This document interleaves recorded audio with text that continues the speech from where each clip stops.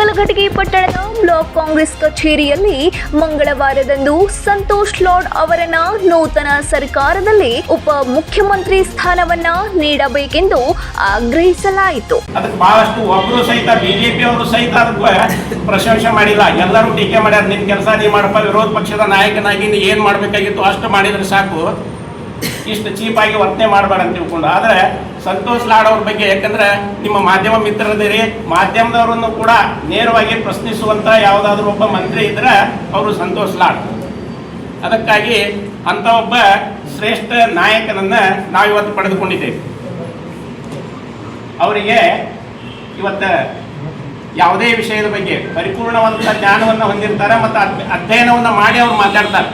ಇವತ್ತು ಭಾರತದ ಆರ್ಥಿಕ ಪರಿಸ್ಥಿತಿ ಹೆಂಗದ, ಭಾರತದ ಸಾಲ ಎಷ್ಟದ, ಸಾಮಾಜಿಕ ಕಾರ್ಯಗಳ ಜೊತೆಗೆ ಬಡ ಜನರ ಜೊತೆಗಿದ್ದು ಹಿಂದಿನ ಸಿದ್ದರಾಮಯ್ಯನವರ ಸರ್ಕಾರದಲ್ಲಿ ಸಚಿವ ಸಂತೋಷ್ ಲಾಡ್ ಅವರು ಉತ್ತಮವಾಗಿ ಕಾರ್ಯನಿರ್ವಹಿಸಿದ್ದಾರೆ. ಅವರ ಸೇವೆಯನ್ನ ಸ್ಮರಿಸಿ ಉಪ ಮುಖ್ಯಮಂತ್ರಿ ಸ್ಥಾನವನ್ನ ನೀಡಬೇಕೆಂದು ಹೈಕಮಾಂಡ್ ಹಾಗೂ ಕಾಂಗ್ರೆಸ್ ನಾಯಕರು ಲಾಡ್ ಅವರ ಸೇವೆಯನ್ನ ನಾಡಿನ ಜನರಿಗೆ ತಲುಪಿಸಲು ಸಹಕಾರಿಯಾಗುತ್ತದೆ ಎಂದರು.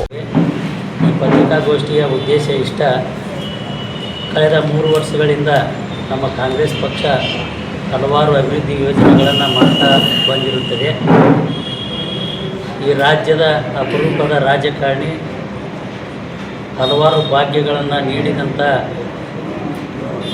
ಅಹಿಂದ ವರ್ಗದ ಪ್ರಭಾವಿ ನಾಯಕರಾದಂಥ ಸನ್ಮಾನ್ಯ ಶ್ರೀ ಮುಖ್ಯಮಂತ್ರಿಗಳಾದಂಥ ಸಿದ್ದರಾಮಯ್ಯ ಸಾಹೇಬರು 3 ವರ್ಷಗಳ ಕಾಲ ಬಡವರ ಕಣ್ಣೀರು ಒರೆಸುವಂಥ ಕೆಲಸವನ್ನು ಮಾಡಿ ಇಡೀ ದೇಶಕ್ಕೆ ಮಾದರಿಯಾದಂಥ ನಮ್ಮ ಸಿದ್ದರಾಮಯ್ಯ ಸಾಹೇಬರು ಒಳ್ಳೆಯ ಆಡಳಿತವನ್ನು ಕೊಟ್ಟಿದ್ದಂತ ತಮಗೆಲ್ಲ ಗೊತ್ತಿದ್ದ ವಿಷಯ. ಈ ಸಂದರ್ಭದಲ್ಲಿ ಮಂಜುನಾಥ್ ಮುರಳಿ, ಬಸವರಾಜ್ ಭಾವ್ಕರ್, ವೃಷಭೇಂದ್ರ ಪಟ್ಟಣಶೆಟ್ಟಿ, ಸೋಮಶೇಖರ್ ಬೆನ್ನೂರ್, ಎಸ್ವಿ ತಡಸ್ಮಠ, ನಿಂಗಪ್ಪ ಬೆಳ್ಳಿವಾಲಿ, ಬಸವರಾಜ್ ದಾಸನಕೊಪ್ಪ, ರಫೀಕ್ ಸುಂಕರ್, ಪ್ರಭಂಜನ ಹುಲಿಕಟ್ಟಿ ಸೇರಿದಂತೆ ಪಕ್ಷದ ಕಾರ್ಯಕರ್ತರು, ಅಭಿಮಾನಿಗಳು ಉಪಸ್ಥಿತರಿದ್ದರು.